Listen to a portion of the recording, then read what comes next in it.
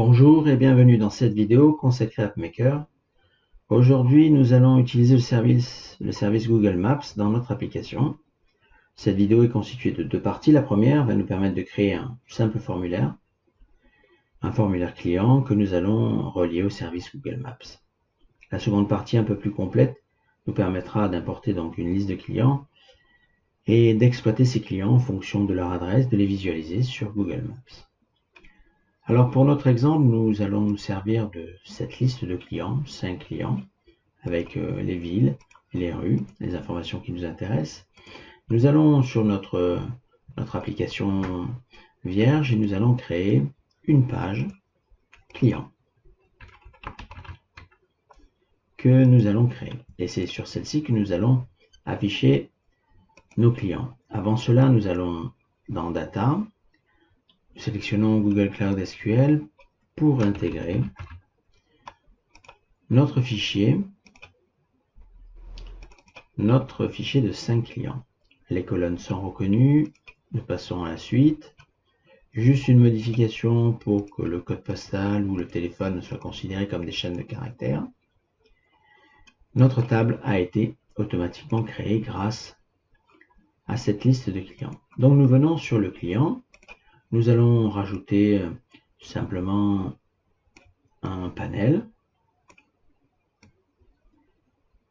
Et sur ce panel, nous allons rajouter un label client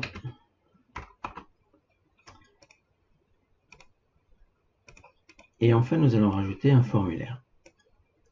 Ce formulaire, nous allons l'associer à la source client et nous allons sélectionner le type de formulaire, un edit, où nous allons pouvoir lire, insérer, modifier ou supprimer des enregistrements. Nous n'allons pas prendre tous les champs, puisque notre exemple n'est pas destiné à la conception d'un formulaire, mais surtout à la connexion via Google Maps. Donc, on va prendre la rue, le téléphone, on valide. Donc, on retaille un petit peu ce formulaire. Voilà. Donc, nous avons en quelques instants créé un formulaire. Nous allons l'exécuter via le preview pour voir à quoi ressemble ce formulaire. Un formulaire qui est ici. Voilà. Aucune donnée, ce qui est normal. Nous allons importer les données à partir du fichier, la liste de clients. On importe. L'importation, j'autorise l'importation. L'importation va être effectuée par AppMaker. Et les données du tableur vont être importées dans notre table. On attend quelques instants. L'importation est en cours. C'est validé. Je passe maintenant à l'exécution. Donc à la partie qui va nous intéresser tout particulièrement. Puisque là nous avons a priori 5 clients dans notre fichier. Donc maintenant nous allons essayer de relier ce formulaire client à Google Maps, au service Google Maps.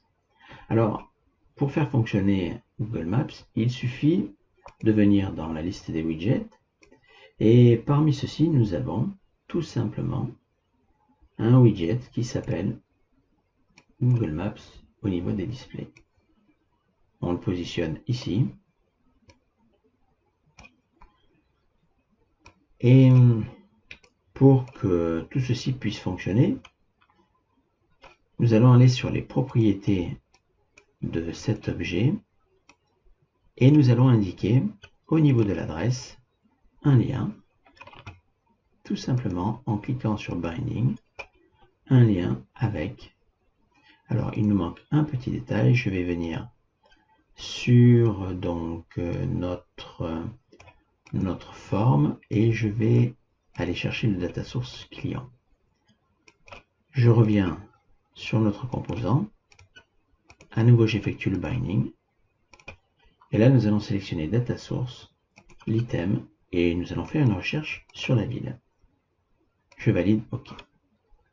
On exécute et normalement, nous devrions avoir, je viens sur la ville de Paris là, et nous devrions avoir tout simplement la géolocalisation. Mais là, nous avons une erreur. Nous devrions utiliser une API Google. Et en effet, pour que tout ceci fonctionne, il va nous manquer un élément. D'ailleurs, si nous regardons en haut à droite, nous avons la liste des erreurs. Je clique dessus et nous devons fournir une clé nous permettant de nous connecter à l'API Google. C'est donc ce que nous allons voir.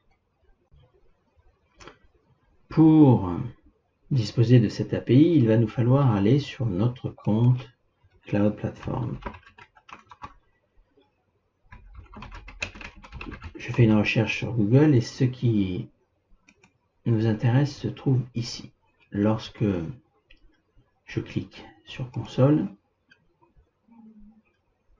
dans cette console, nous allons pouvoir accéder à un élément qui est important.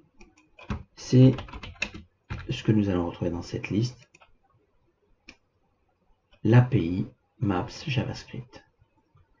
La première chose à faire, c'est d'activer cette API.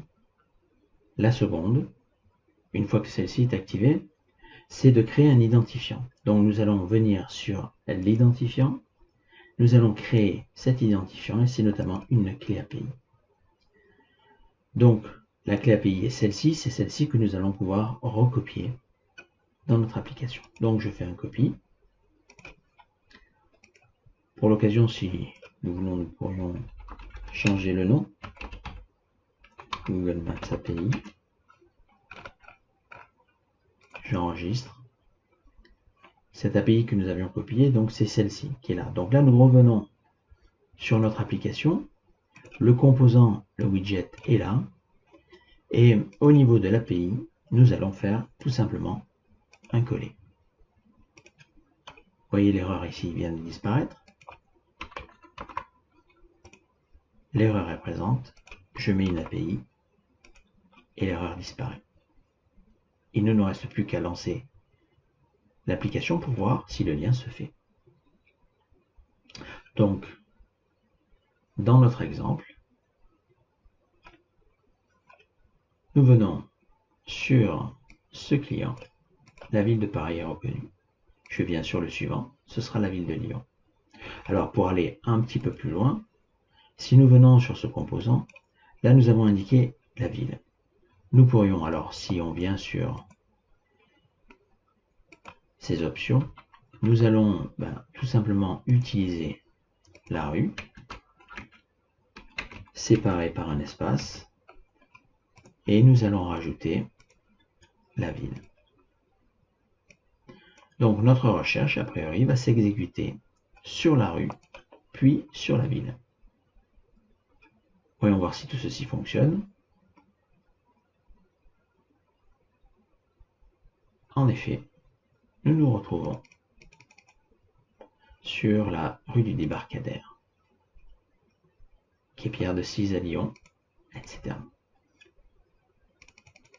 Donc nous avons vu que, assez simplement, nous avons créé un formulaire. Ce formulaire est relié à un widget, un composant. Si, évidemment, l'identifiant a été créé au niveau de notre compte Google Cloud Platform, la connexion va s'effectuer.